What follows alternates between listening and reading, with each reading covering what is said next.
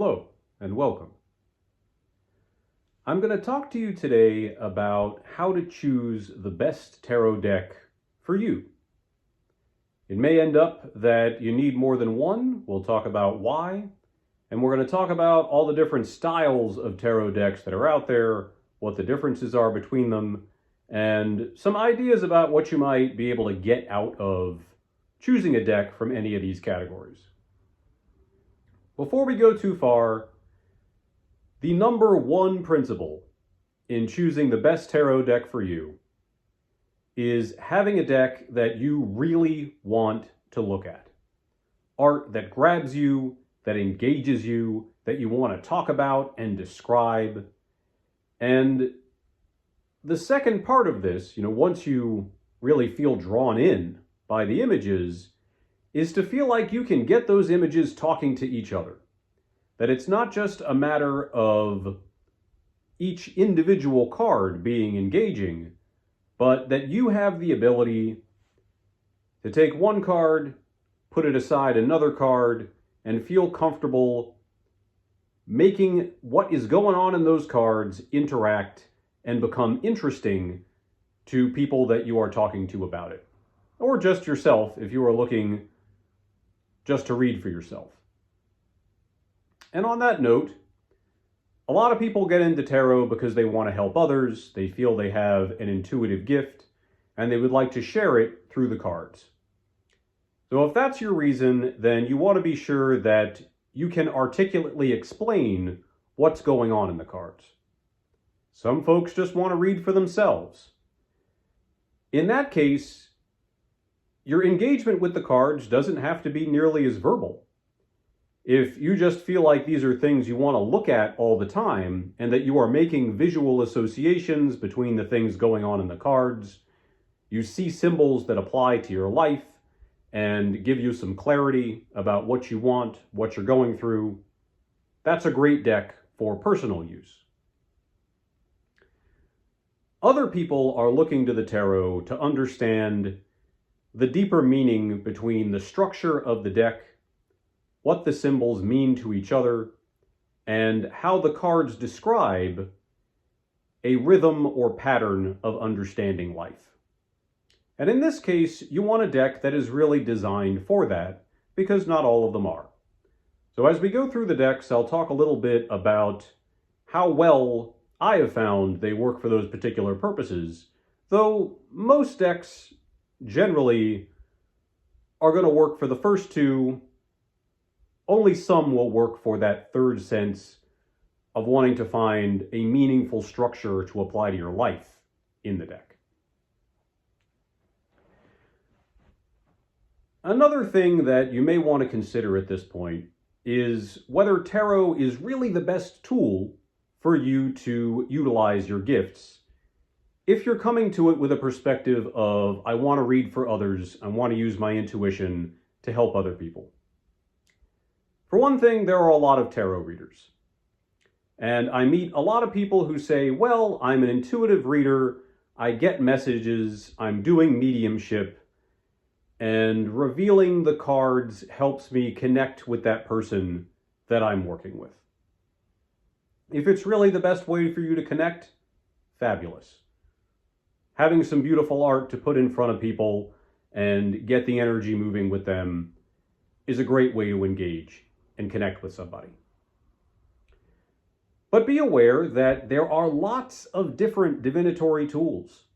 There are talented pyromancers, people who are looking at flames or ashes and reading those to connect with a person's energy to get a message out of them. Geomancers, whether these are people who are scattering sands and stone and then reading the pattern that they show, or I've seen people who offer a bag of gems to the folks they're reading for, and the person will pick a gem or a few out, and based on the energy that the reader finds in those stones, the way that those stones are connecting with that person, they've got more of a narrative to tell about what that person may need in their life and how to find it. Those are just a couple of examples. There are so many ways to engage your intuition, many, many different tools that have been used throughout history in different cultures in order to get that energy going so that you find the right intuitive message for a person. Tarot is wonderful, it's beautiful, it's got a powerful and long-lasting tradition behind it, and a lot of people do understand it. But you may find that there are other things that are just as engaging, if not more so, for your own personal preferences and practice. So do take them into consideration. So, as far as different types of decks go, the standard model for a tarot deck, first of all, it's going to have 4 suits. We generally think of as the minor suits, typically coins or pentacles or something earthy, staffs, wands, something related to a stick. One of my favorite decks has torches in it. That is fiery. Swords, which tends to relate to air, dynamic energy, the mind. Sometimes knives, daggers I've seen. In one deck, it's moons. And also cups, chalices, bowls I've seen. Anything that would contain water or a liquid. So the 4 minor suits generally represent the 4 classical elements in most decks. And they're going to have numbers from 1 to 10, a series of court cards, page knight, queen and king. And then you'll also have 22 cards that we call the major arcana that usually have the same names, but those names have transformed a lot from deck to deck, even from the earliest decks that we have access to. But generally that structure, 4 suits, 14 cards in each minor suit, and then a series of 22 trumps, that's a tarot deck. So the earliest decks, they're generally the earliest ones that you're going to find out there in the market, unless you're looking for a specific historical deck, are Marseille decks. Now this deck represents the minor cards in what we call pip fashion. So you see that the 6 of coins here has 6 coins on it. The 5 of cups has 5 cups. And you also see that, there's a number here, but in the earliest decks, there weren't even numbers. So people just had to count what was on the card so that they knew what card it was. And these were made with old woodcut technology. So generally the colors are pretty bold, pretty distinct. And the major arcana characters are going to be symbols that a person might see in an illuminated manuscript from the medieval era, something that might be on medieval statuary. They kind of have this Renaissance feel to them. This deck is what every tarot designer from the 19th century forward was thinking about when they created new tarot decks. There are a lot of different versions of Marseille decks. The reading tradition is a little bit different than what you're going to find in the majority of books that you can buy here in America. But a lot of people still read with the Marseille deck. It's my preferred deck to read and teach with because it offers a structure of tarot meaning that's just the tarot. A lot of the other decks that we're going to look at draw their meanings and symbols from a wide variety of cultures and traditions. A lot of what I would like to help people understand is that this early model for a tarot deck has an entire story, a description of being a human and being satisfied with your life that is contained within the deck itself. So if you're looking for something with a strong structure of meaning, the Marseille deck is great. It works well for all 3 of the purposes that I mentioned earlier. It's good for self-reflection. I really enjoy reading for others with it. It gives me a lot of flexibility because of those pips. They're not offering a distinct picture of how to interpret the card, but rather a type of energy related to numerology, the element of the suit, as well as the way that those little floral flourishes around the card and around the symbols are indicating how to group them and think about them, again, often from a more numerological perspective. It's more abstract, it's a little bit harder to learn to read, but it offers a lot of flexibility in the way that you might read the cards. Now, the most popular deck in the United States, especially since US Games started printing it in the 1970s, is the Rider-Waite deck. So there's your Ace of Pentacles, the Five of Staffs. Usually in the USA, if people are talking about tarot, they are thinking about the images in this deck. It's kind of become the standard as tarot is portrayed in films, discussed in books. Here in the US, this is what people think of when they think about tarot. So no matter what deck you end up using, it will be helpful for you to become somewhat familiar with the cards in the Rider-Waite deck, which was designed by Arthur Edward Waite. The Rider part is the original publisher, and the drawings were made by Pamela Colman Smith, who was a woman in the same lodge as Waite, and they came up with this deck together. Really, the minor illustrations are more a result of Smith's research and ingenuity. The major cards are more Waite's design. And this deck, because the designers were in a particular occult lodge, it's got a lot of occult imagery and symbolism on it. So that you see the Emperor has ram's heads on his throne. The card's meant to be related to the planet Mars, the sign Aries. There's a lot of information about astrology, Kabbalah, deities from various traditions that are packed into this deck and other decks that were created in and around the 19th century, the early 20th century. These generally were meant for use for people with a particular occult perspective and folks who are looking to find the grand spiritual message that all forms of spirituality seem to have. Another model for that type of deck, these occult decks, this is a combination of two different designers. Eudes Picard designed these minor cards. And if you take a close look at that Ace of Coins, you see that there are several different occult symbols around that central flower. And then you'll see that pattern sort of follows in the rest of the deck. So here are the Eight of Coins, sort of got these Tetris pieces in various angles. The elements are a little bit different in this deck.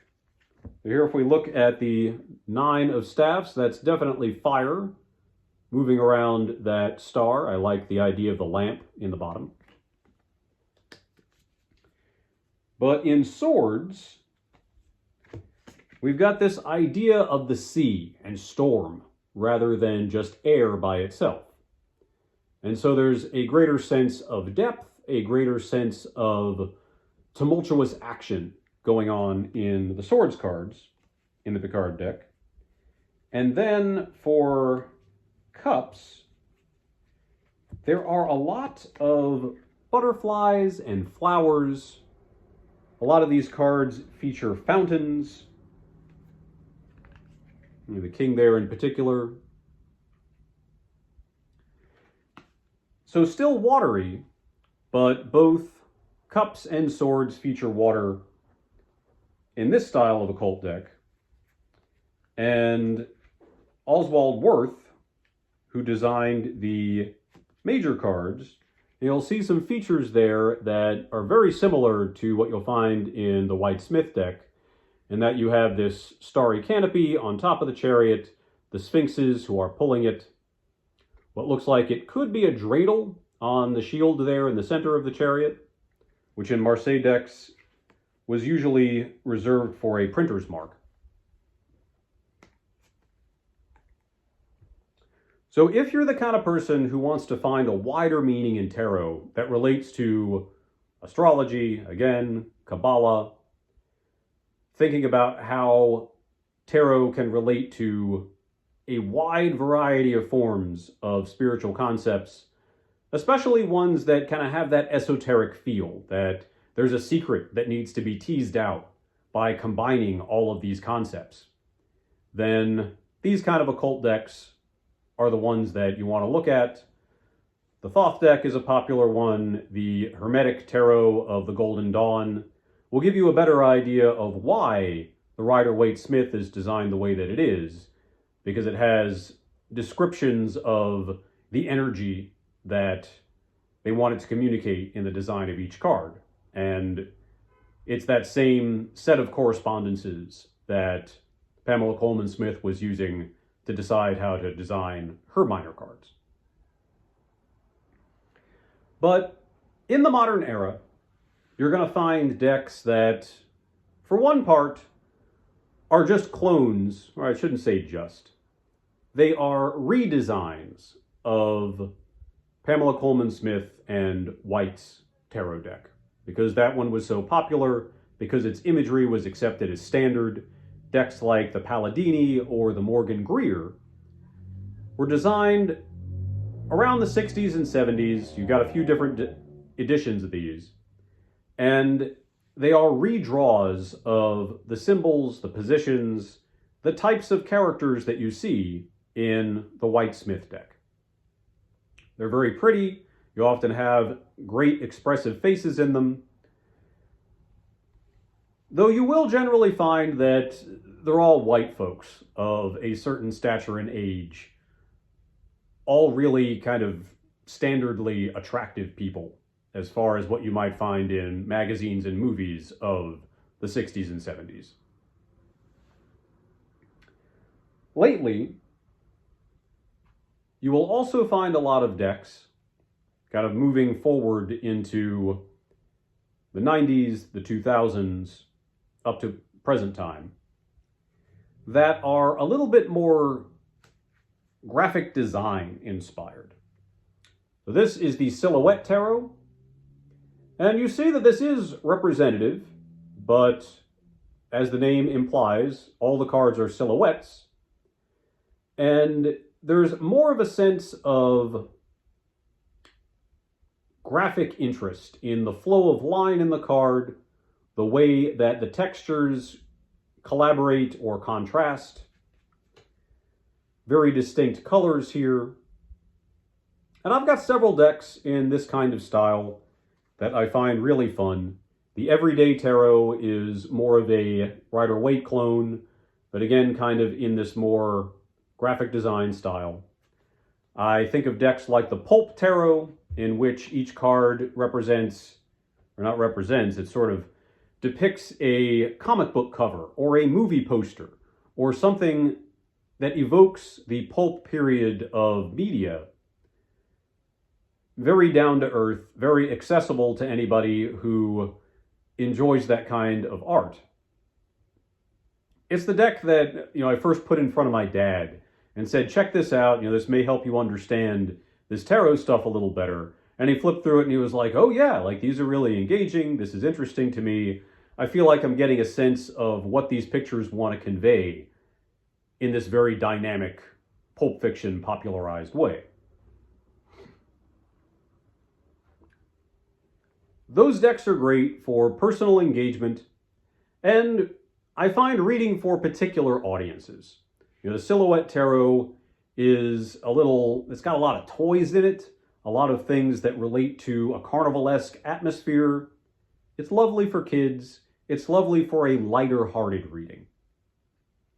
So thinking about the theme of what that deck brings to each reading, the theme of the art, and who you would want to put that in front of is going to have a more nuanced impact on your audience with these graphic design style decks.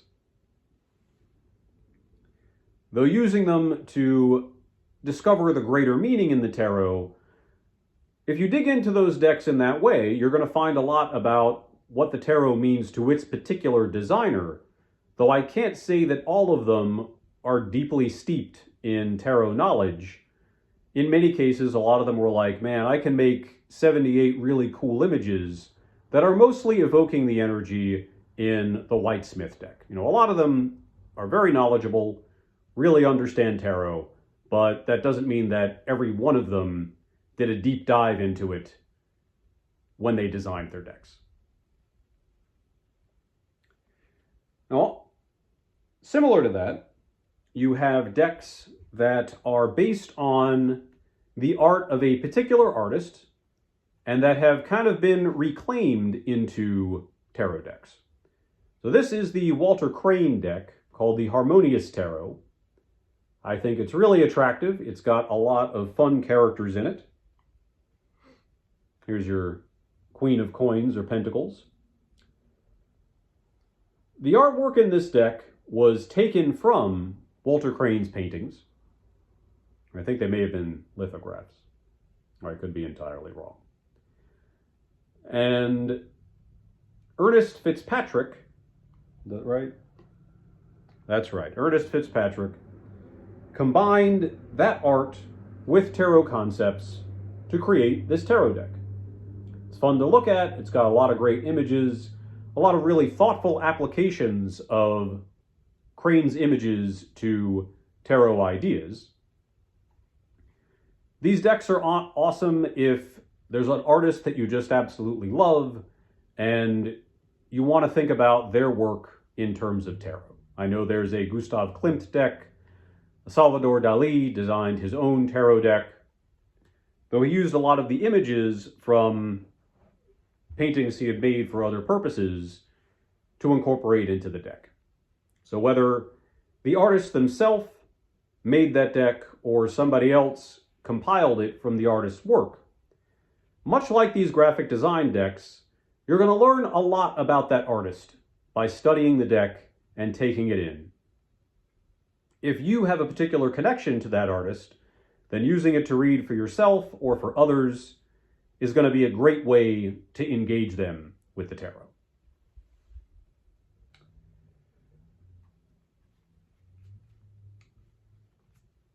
This deck is the Surrealist Tarot, which I feel adds another dimension to this concept of art decks. Sort of in between that graphic design style and the deck that is based on an artist's work. The artist here has created many surrealist images that relate to the tarot concepts for him, but he has utilized the style of many different surrealist artists in order to create this. So it is certainly an incredible example of his own work and ideas, but it is also in many ways an homage to a particular artistic style.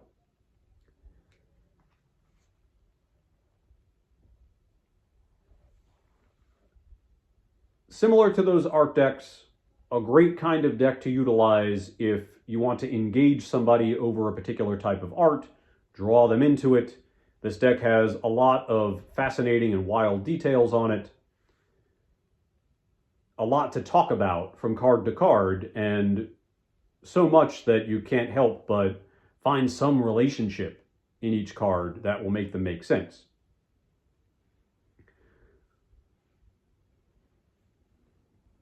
And you'll find decks like that a little more often in museums, in places where art is sold in general, much like the art decks.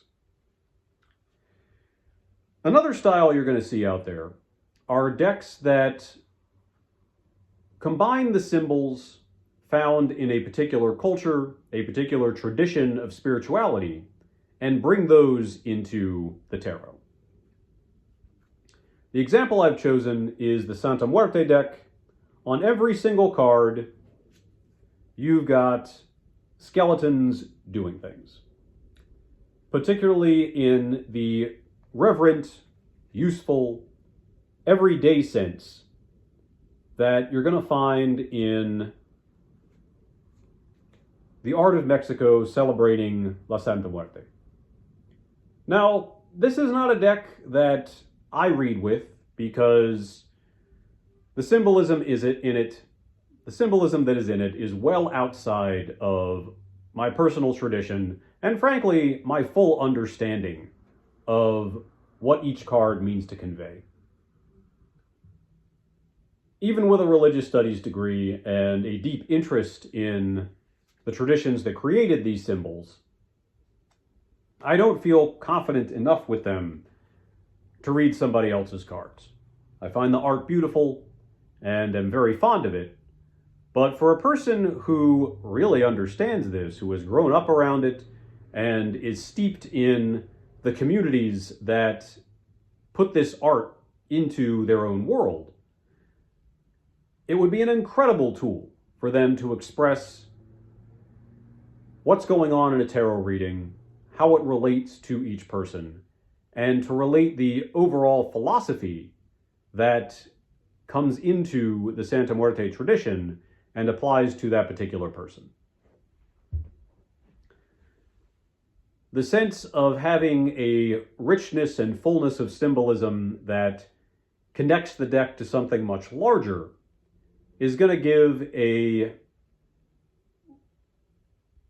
reader that has a lot of influences from that culture a greater sense of connectedness to their whole spiritual tradition. So if that's something that a person already has cultivated in their life, then a deck like that relates to a particular culture is going to be a very powerful tool for them.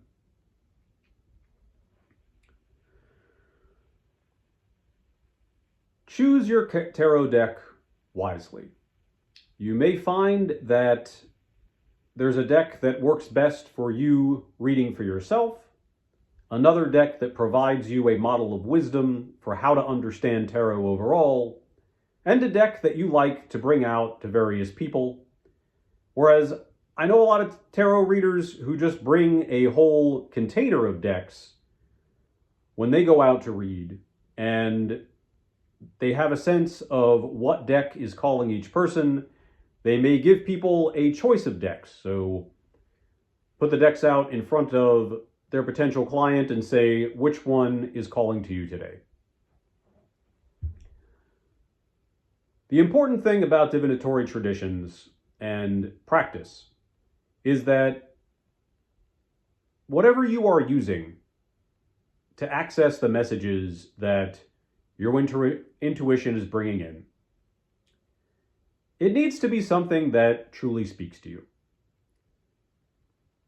You should have a relationship with the cards when you're using tarot that makes you feel comfortable with them, so that you know which ones generally are cooperating with each other, which ones might come into conflict with each other. You've got a feel for those cards that you want to share with other people. They offer you a story to tell that applies to life in general, and that gives you a sense that life always goes somewhere. Because at least for me, that has been the most useful thing I can offer to the people who sit down with me for readings, is that whatever's going on in your life, it's going somewhere. It's going somewhere that's important to you. And whatever elements or concerns you're bringing to the reading is going to give you a way to work with those experiences, that information, what you have been dealt, in order to make something good out of life and where you are and everything in your community that has brought you to the point where you're at. Thank you very much for listening. I can be contacted at newelltarot.com for readings as well as for lessons. You can find me on Instagram at newelltarot as well as on TikTok. Have a fabulous day.